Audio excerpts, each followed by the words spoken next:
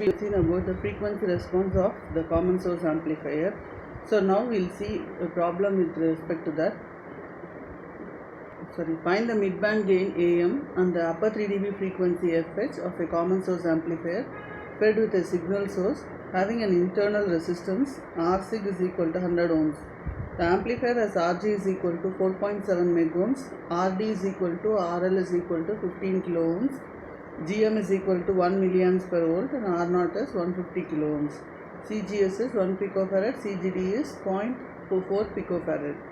They have asked you to find the midband gain and upper 3 dB frequency. So midband gain is nothing but minus Rg by Rg plus R signal into GM RL dash. Where RL dash, how we will find out is, it is a parallel combination of R0 parallel RD parallel RL. So R0 is given in your problem, RD is given, RL is given. So you can find out the equivalent resistance, that is 7.14 kilo ohms. So GM into RL dash, GM is also given, so you can find it out. So Rg is given, R signal is also given. Now we can find out the midband gain by substituting in the formula. We will get the midband gain to be minus 7 there. Now to find out your FH is nothing but upper 3 dB frequency is 1 by 2 pi Cin into R6 parallel Rg there. So here your Cin, how to find out your Cin is nothing but CGS plus C equivalent. C equivalent is nothing but 1 plus GM into RL dash into CGD. So here GM RL dash is 7.14, CGD given in the problem. So C equivalent is 3.26 picofarad. So total input capacitance is nothing but CGS plus C equivalent, that is 4.26 picofarad. Upper 3 dB frequency is FH is equal to 1 by 2 pi Cin into R6 parallel Rg. So if we calculate, the upper 3 dB frequency is 382 kilohertz. So now we are going to see about the low frequency response. So in the previous video we had seen about the high frequency response. So it is going to be mainly due to your CGS and CGD capacitances. Now we are going to see the low frequency response. A low frequency response is because of the CC1, the coupling capacitors. We are going to see that. So to determine your low frequency gain or the transfer function, what we are going to do is, first we have to draw a small signal model. So when you are going to draw it, if there is going to be a current source, the current source should be open circuited. If it is an voltage source, the voltage source should be short circuited. And now we should ignore your resistance R0 to be ignored there. So how we are going to find out is, we are going to find out what is going to be the fraction of the signal voltage that is going to appear at the gate terminal there. So at the gate terminal is nothing but Vg. So Vg is equivalent to the total voltage is VGA, V signal. So V signal into across Rg I want to find out. So across Rg divided by your total impedances. So your Rg is in series with your R6 and your Rg there. So all the impedances added. So Rg plus 1 by S into coupling capacitor CC1 plus R signal there. So it can be written as your Vg is equal to V sig into Rg divided by Rg plus R sig into, so an adjustment we are doing here, S divided by S plus 1 by Cc1 into Rg plus R signal. So why we are doing this adjustment is, we are going to have the form by F by Fh there. So in order to have it, we are going to bring this format here. So here the expression from the signal generator, your amplifier input, you are going to have the input, that is your R signal, CC1 and VG, RG are going to be in series. I want to find out the voltage across the gate terminal. So Vg is equal to V sig into Rg divided by R sig plus CC1 into V, that is plus 1 by S into CC1 plus Rg there. So now this is your gain, there is your transconductance is going to be 1 by Gm, your ID is going to be the drain current, your VDD voltage you are going to ground it, your RL is going to be grounded. Here your capacitance, that is your current source is going to be there, current source is open circuited. So you have only a bypass capacitor CS to be present. So through this bypass capacitor you are going to have your ID current to be flowing there.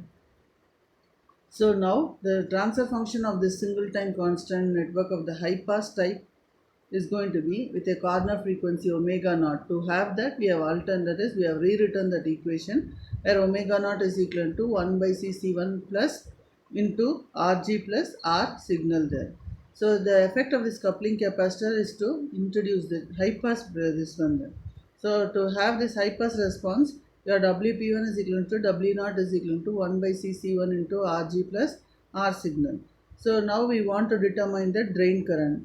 I is equal to V by R. R is nothing but the transconductance. So here in this case, the total trans impedance in the source circuit is nothing but 1 by Gm plus 1 by S into Cs. That is the total transconductance or the conductance that is going to be present there.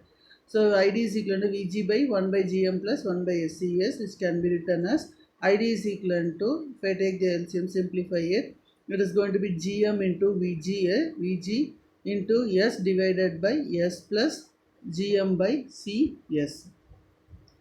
Now this Cs is going to introduce a frequency, it introduces a frequency dependent factor because we know that the impedance is going to be 1 by omega Cs. So omega is nothing but 2 pi f, so it is going to depend on frequency there.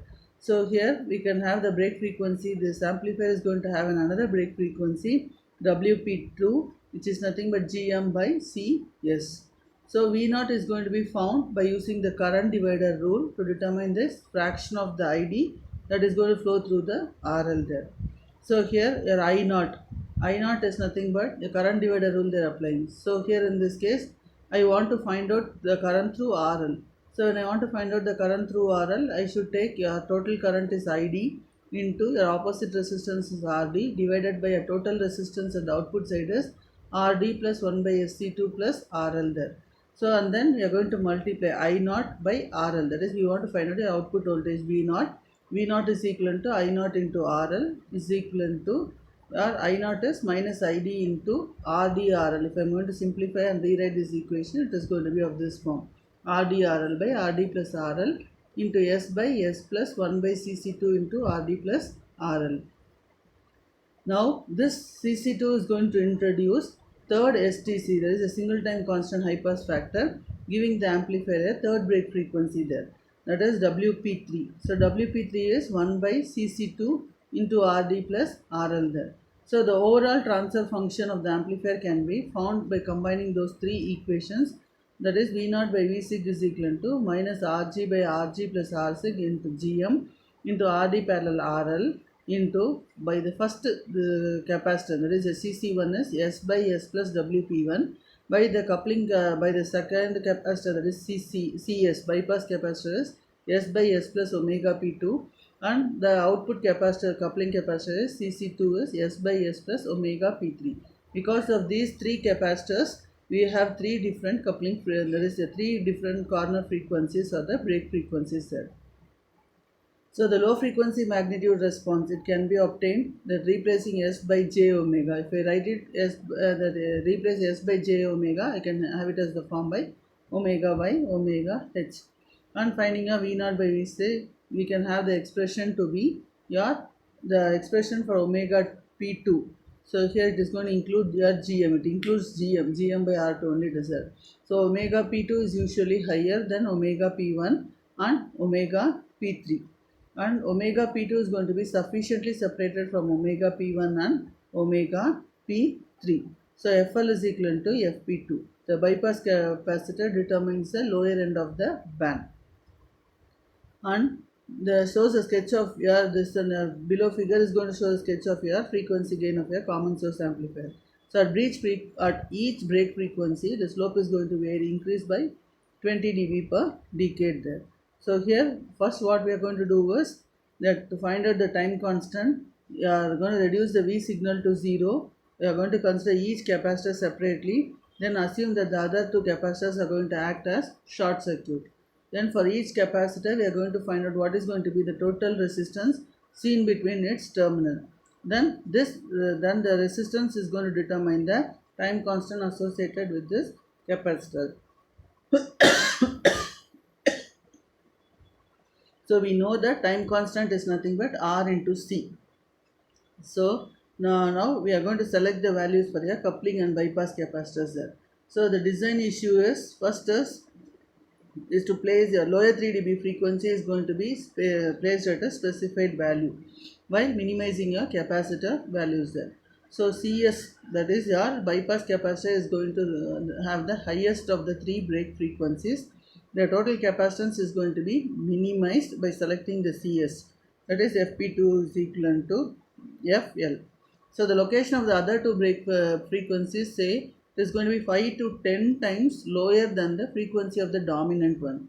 So dominant one is FP2, so it is going to be 5 to 10 times lesser than that. However, the value of the selected for FP1 and FP3 should not be too low also. So in that case, we should have larger values of your C1 and C2, CC1 and CC2. So you can see that we have three corner frequencies. Your FP1 is going to be because of the first input coupling capacitor CC1, and FP3 is going to be because of the output coupling capacitor, and FP2 is going to be because of the bypass capacitor. So here if you are going to see, this is your constant midband gain. For the first corner frequency, your gain reduces by 20 dB by decade, that is 20 dB by decade. This one. Next, for the next corner frequency, gain increases by another 20 dB, totally it is 40 dB.